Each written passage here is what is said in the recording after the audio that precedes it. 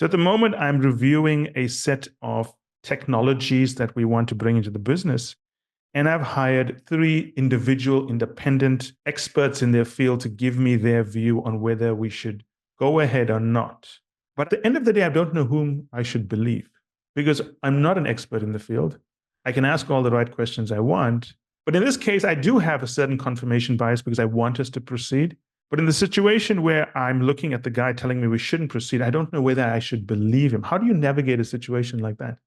I think it's to look at the expert's credentials. So, what is their track record? What is their expertise in this particular technology?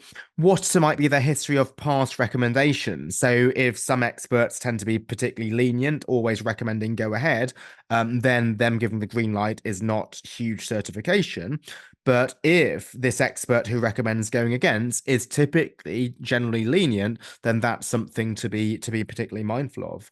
Also, you wonder whether they had a hunch before you hired them as to which way that you were leaning. Because sometimes consultants will think, Yeah. well, let me just reverse engineer the analysis to give the client what they want. The client is king. And so if they even unwittingly got some indication that you were leaning towards this, that might be one reason to be a little bit more discerning about what they say. It's interesting because when you talk about that, and of course, it's not what you are thinking, you are showing us what you're seeing happening in the field, in the market, and so on. One would think is if I wanted to help a client, I would give them the right recommendation, even if it was going to be painful to deliver that news, versus making them happy in the short term, which would lead to unhappiness in the long term when a flawed recommendation was implemented. Why do you think people are so keen to focus on the immediate benefit of making a client happy in that situation? I think it depends on, to be frank, the respect that they have for the client. Because if they think the client is somebody who's quite closed-minded, and then the client will respond negatively to being told that their proposed strategy is wrong, then they probably know that the client is unsalvageable. The client will go ahead and do it anyway. So their best thing they can do is to provide the analysis that can allow the client to get this through the board. But if they do think the client is open-minded, then they may well be willing to tell the client something which might be a tough decision. So just an example, I used to work at Morgan Stanley. That was my first job out of Yeah. university. And our client was Abbey National, at the time a UK major high Yes. street bank. And they invited Morgan Stanley to pitch for why we should be the bank to help them sell Porterbrook, which is a train leasing company. Yes. Now, my boss was a third-year executive director, so he was up for promotion to managing director that year. So if there was a time to be short-termist, it would be then. But he told the client, don't hire Morgan Stanley. Actually, don't hire anybody, because now is not the right time to sell Porterbrook. Now, the client could have gone ahead and said, if you don't want to work for us, we're going to go somewhere else. Yes. But the client didn't. The client said, we're going to listen to your advice. We are not going to sell Porterbrook. A few years later, unexpectedly, the client got a takeover bid from Santander, a Spanish bank. Yes. And remembering how trustworthy my boss was, they gave Morgan Stanley the entire defense mandate. So that was a situation in which my boss, the advisor, thought, I'm here to be a trusted advisor to a client. I'm going to respect the client, and I'm going to give the client the benefit of the doubt and think that the client will respond to my advice. So I think sometimes it can be the advisor who might not be correctly respecting the client, thinking that the client is biased, only wants one outcome, when the client is actually more open-minded than that. That's a very good example. And it allows me to segue into an area I wanted to get into. So you gave the example of your very forward-looking and I would say very ethical third-year managing director and so on.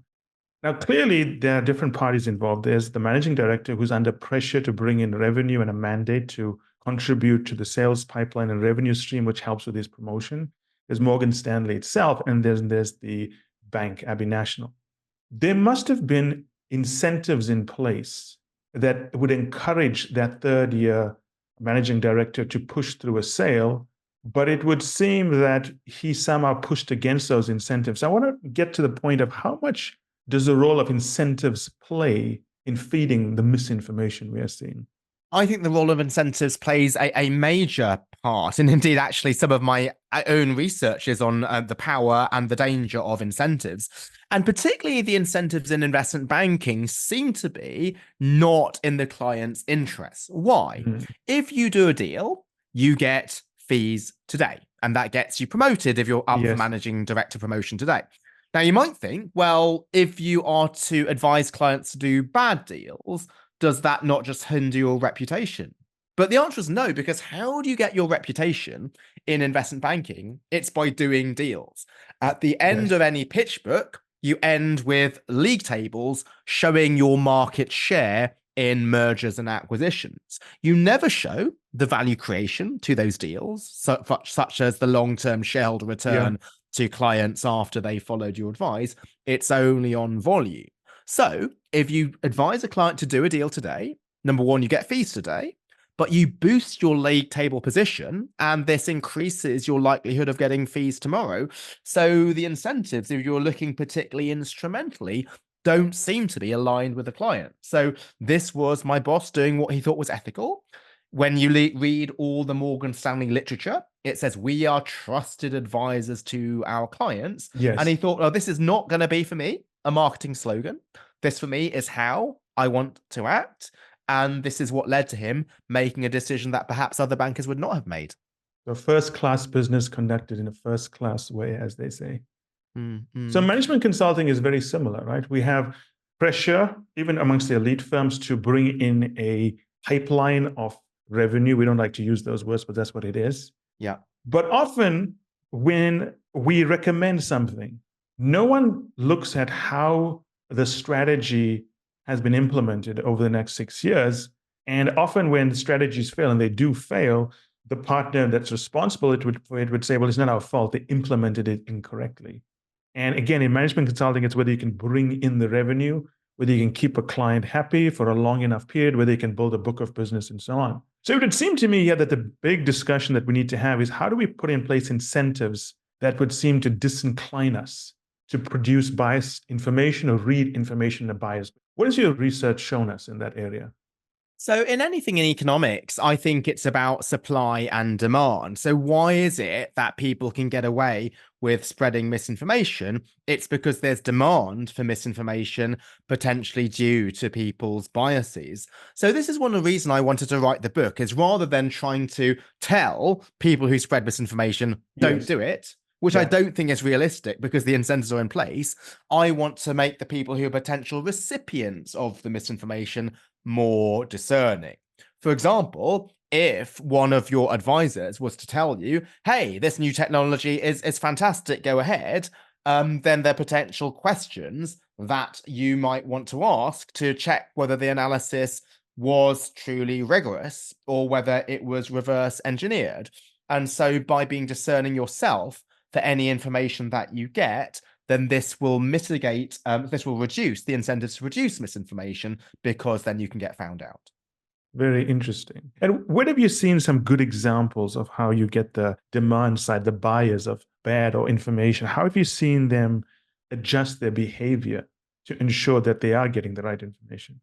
Yeah, so this is one thing that I try to engage with publicly. So often, as professors, you just do your own research, you Yeah. spend your time only promoting your own research, and you only promote your own research to other academics because that's how you get your academic reputation. But I think it's incumbent upon academics to interact with the real world.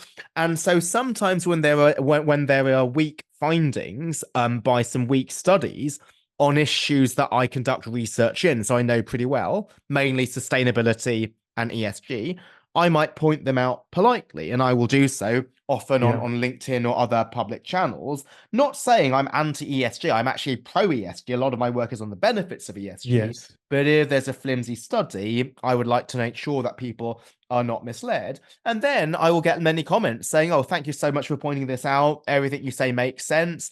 I used to believe this study because it was so widely shared. Now I'm going to be careful about this. And then some of these people, I see themselves now when some weak studies come out, they might themselves comment on it, or they might message me and say, hey, this study sounds great in terms of the conclusion, but I think the analysis seems flimsy. So I do think there are people who are discerning. Once you highlight to them the major pitfalls and the major mistakes that studies can make, then they can start applying this themselves. And that's one of the reasons why I wrote the book, because if I thought it was a lost cause, that everybody was biased, or that misinformation was too difficult to detect, you needed a PhD in statistics, then I don't think we'd be able to change anything. But what I'm trying to highlight is that the solution to misinformation is already within people. We already know to be discerning when a study gives a conclusion we don't like.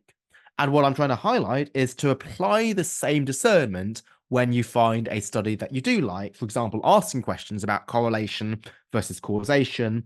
Is this a couple of cherry-picked examples, or is this true in large-scale data?